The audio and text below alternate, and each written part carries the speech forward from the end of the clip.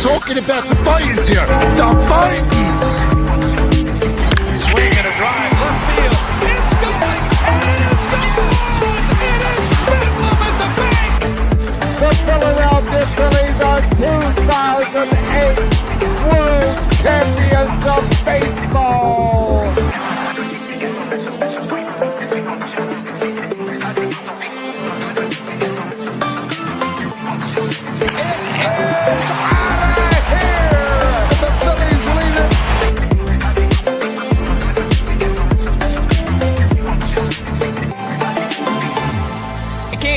Podcast right here. You already know. Go fucking subscribe. Go follow. You are now listening to the 302 Birds Phillies postgame show with Eric, Brendan, Dalt, and Ballpark Tommy. Proudly powered by TickPick. Check out the link in the bio for $10 off your first order today. Let's take it to the show. This team is a wagon, bro. An absolute powerhouse. First to 60 wins tonight. For all you haters saying that the Phillies are frauds, look at what they did tonight. I don't care that the Dodgers are injured. We're injured too. Harper didn't play tonight again. JT's still out. I don't care. This team is a wagon, dude. An absolute wagon. But what's up, everybody? Eric, also known as Shard, here with the 302 Birds postgame show. And we got Gavin motherfucking Sweeney back on the show. Yo. What's up, party people? First to 60, baby. First to fucking 60, dude. This team is absolutely on fire right now. And if you don't think this is a special team right now, then I need you to hop off the fucking train. Stop being a bandwagon. Go support the fucking Mets and hop off. Because, we don't want you here when we're partying down Broad Street, dude. Like David said here, hell yeah. I can't think of another team in recent years that has been this dominant as this Phillies team. And the last time that the Phillies were this dominant was in the early 90s. I wasn't even a fucking thought yet by my parents, dude. Last time that this team was this dominant was like 93. I was born 99. I'll be 25 this year. But again, this is a very, very special season. And if you're not sitting here taking it in, then you got to step back and take a look at the bigger picture, because they're really making a case for them to go to the World Series and go all the way. I really just don't think there's anybody that can stand in their way right now. The Dodgers, we just won the series tonight. The Yankees, they're having their midseason crumble. And the Diamondbacks in the NL, I know they beat us last year. They look like frauds right now. So yeah, for real. There's just nobody that can beat us. There's nobody that can beat us. But Gavin, do you have anything you wanted to add? I mean, you stated everything perfectly. I mean, it's amazing to see what they're doing, because, I mean, we haven't ever seen this. I mean, you haven't, I haven't. Not a lot of fans right now haven't, except, you're a fan from the 90s and such. But, yeah, it's just really cool to watch how they're performing, especially. And I'm really proud of this team for sure. And it's crazy how they were winning without Schwarber and Harper and JT. They were still over 500 during that time. So and this game also shows how dominant they are, especially with the pitching. I mean, like you said, Ohtani is Matt Strom's bitch. No, for real though. Bro, Ohtani really chased for strike three. He went low. But yeah, dude, we won without Harper. We won without JT. Turnbull's injured and all that. So this team just really shows that they're legit and they're ready to win. They are so ready to win now. Yeah, I mean, I definitely agree. I'm going to knock on wood now before I say this, because I'm probably going to jinx it, but we'll see what happens. Who's on the mound tomorrow? Is it Nola? It would be... Right? Yes. Wait. Yeah, I think you're right. think it's Nola tomorrow. Let me look. Yeah, it's Nola versus Landon Knack. So the one thing I want to say is that Shohei Ohtani, and I'm going to knock on wood, does not have a home run against the Phillies in his career yet. I think we're like one of two only teams where he doesn't have a home run against us. So it's like every time that we send a new pitcher out, I get nervous because I'm like, I don't want Ohtani to break that streak. Knock on wood again. But yeah, like this pitching has been absolutely dominant. I mean, they let up 3 runs tonight. I'm not gonna lie. Sanchez let up 2, and I think Alvarado let up the other one. Yeah. But Hoffman came in after Alvarado and just shut it down. And that's exactly what you need from your all-star. He has like a 1.4 something ERA, absolutely dominant. And I think moving forward, I mean, like every time that Hoffman comes in, it just seems like he's more and more reliable. And that's going to be our next topic is the pitching. But like absolutely dominant showing by Sanchez in the bullpen. Sanchez goes 6 innings pitched, 5 hits, 2 earned runs, 1 walk, 5 strikeouts. His ERA is a 2.96. And I personally think with all the injuries going around the league, with Wheeler, having lower back tightness and a lot of other pitchers hitting the IL, I think Sanchez can make a case to be the new starter. Yeah, you're right. I could see it for sure, 100%. Like, I don't really know if Wheeler is going to pitch in the All-Star game just because of the recent low back tightness. So, yeah, Sanchez could definitely fill in that spot. And I want to go back to the Ohtani thing quick. Yeah, it's crazy how he hasn't had a home run against us. But I will say, bro, the last inning, so top of the 9th, when Hoffman pitched to Ohtani, he hit it. I thought it was gone. Like, I don't know if the wind blew it back, but do you know what I'm talking about when he hit it? Yeah, so they said it on the broadcast. The way that the wind was blowing was it was blowing, I guess, like towards the field, in left field. So it didn't let the ball carry. Because I know what you're talking about. That last out went to Nick Castellanos' glove, like Star Wars said here. Nola's probably going to he's going to give up a meatball to Ohtani more than likely, but we'll see. Yeah. I mean, him or Freeman, to be honest. I'd rather it be Freeman. I'm fine if it's Freeman. But yeah, the way the wind was blowing was it wasn't really helping lefty batters. So anytime it was hitting to left field, it was just getting blown back, which we saw with that last out there. But yeah, I mean, again, like Ohtani just like his whole body looked like it did a 360 when he swung at that last strike. So I'm glad that our all-stars are showing why they're all-stars. For sure. I mean, they're proving why they got voted to the all-star game to be in the bullpen. Matt Strahm has a 1.56 ERA.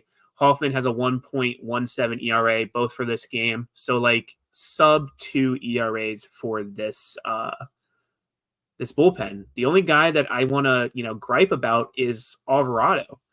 It seems like every time that Alvarado comes in to pitch, he just he's not bad by any means. Alvarado is that guy that can be reliable when he wants to be, but other times when there's people on base, it just throws him off. Like he just likes to throw 100-mile-per-hour fastballs wherever in the zone, hopes somebody swing.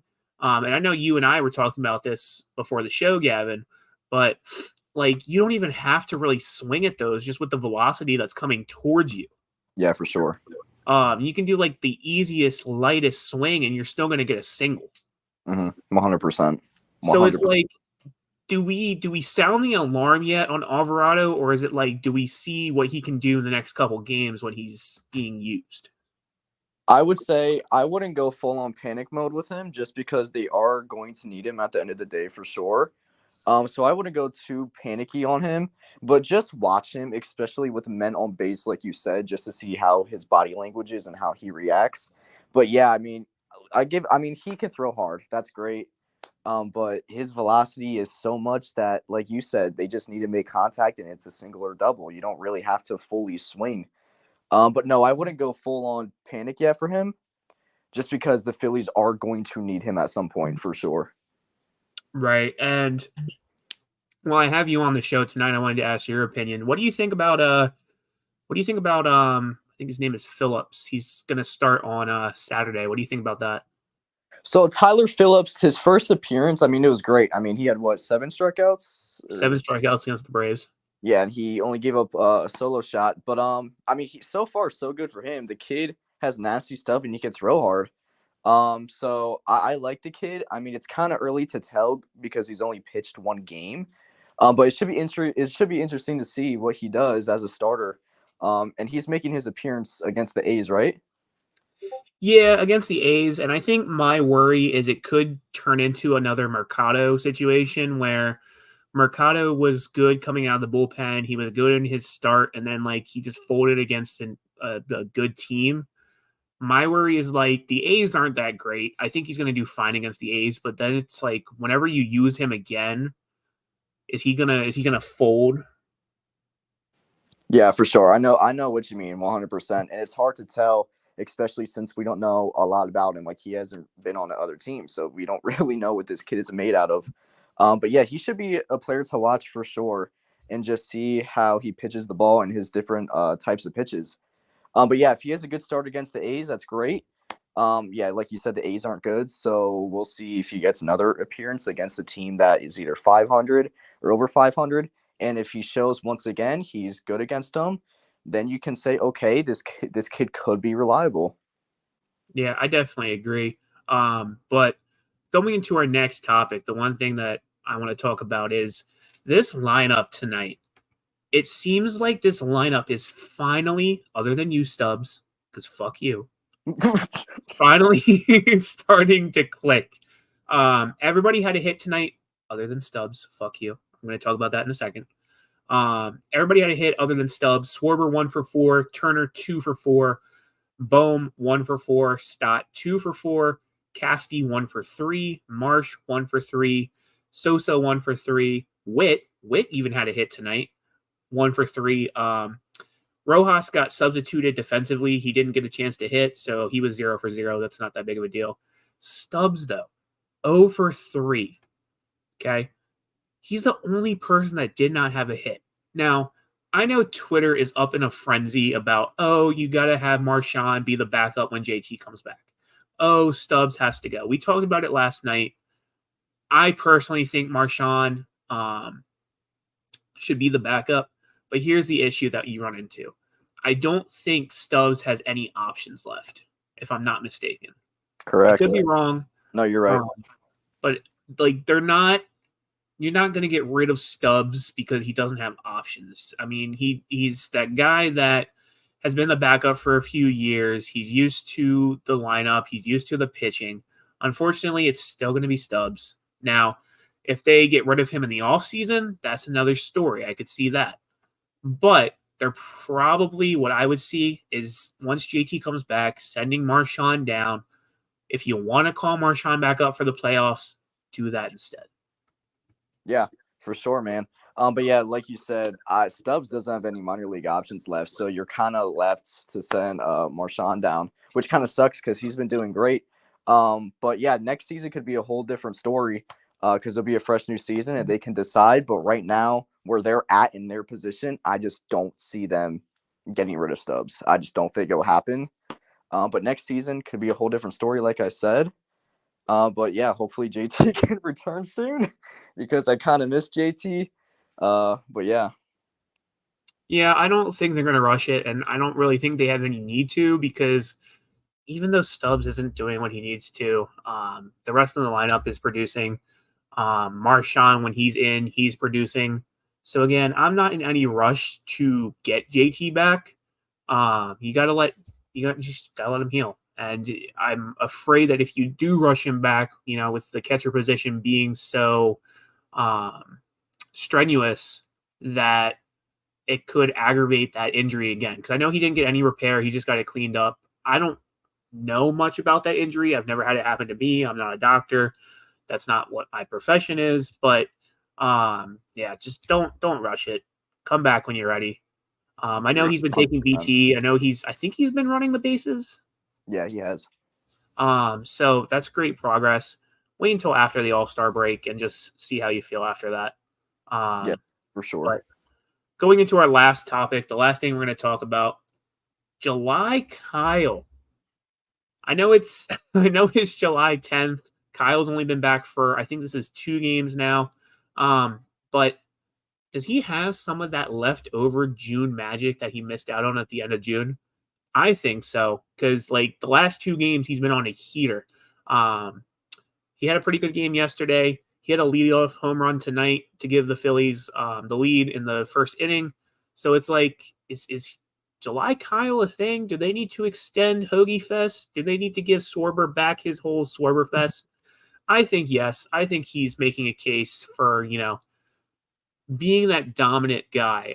He's definitely the leadoff hitter. Stott absolutely sucked in leadoff. I don't know why you had Stott at leadoff. You could have had anybody else at leadoff. But I'm glad Kyle's back. I'm glad that he's back in his leadoff position because that's where he belongs. He's a OBS god, on-base percentage god, whether it's walks, singles, whatever. It just seems like he's always finding ways to get on base. Yes, for sure. And especially this season, man. I mean, his average and OPS and whatever hitting stats you want to put, they went up since last season big time. And he just looks more calm at the plate, and he's just making contact and hitting singles or whatever. But yeah, man, he could still have that June back in him. He could still have that little bit of June that he missed out on. Hopefully he does. I mean, he is usually pretty good when it's warm outside or hot outside, which is a good thing. But yeah, Schwarber he's back, and so far so good with him. Yeah, I definitely agree. But that's all we have for you tonight. Pretty quick show. Not a lot really happened tonight in terms of offense, but they did get the win 4-3. I believe tomorrow's game is 105, something like that. Let me look here. Phillies are at. I thought it was 7. I could be wrong. No, it is 6:05. Huh? I lied. I'm a liar. Right? I just want to double check. I could have swore tomorrow's game was. No, it is 6:05. Why was I thinking it was 1 o'clock? Oh, that's Sunday. I don't know. Whatever. Tomorrow's game is at 6:05, so we'll be back again around the same time with the post-game show. And yeah, Phillies win 4-3. They get the series win. I was going to say that if it was an afternoon game that they were going to lose tomorrow, but I could see them maybe sweeping. I'm going to knock on wood because every time that I bring up sweep, it doesn't happen, but we'll see. I could see it. We'll see what happens. We'll see what Nola. happens. Remember that, Aaron Nola. Sweep. You know that word, buddy? Sweep. Meatballs. Get your meatballs. But yeah, I could see it. And I think if they do end up sweeping, it's definitely a confidence booster. You're sweeping the number 2 team in the NL, especially coming off of that really bad Braves series. So yeah, I could see if they sweep the Dodgers, they're cemented as the best team in the NL. So, but that's all I have for you. 4-3 win. For those of you that don't know who Gavin is, Gavin, he's really great at providing coverage plays on Twitter, posting the lineup, posting injury updates. He's doing journalism now, so he's posting about the Phillies. I believe it's G Sweeney 17 on Twitter, right? 18. Close enough again. I always say 17. It's G Sweeney 18 on Twitter. Go ahead and drop him a follow. And yeah, that's all we have. So gonna go ahead and roll the outro. See you guys tomorrow. Have a good night. The Titans! Swing and a drive, left field. It's gone! And it's gone! It is Bedlam at the bank!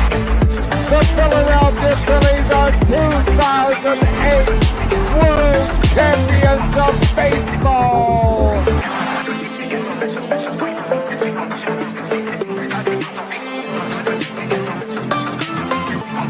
It is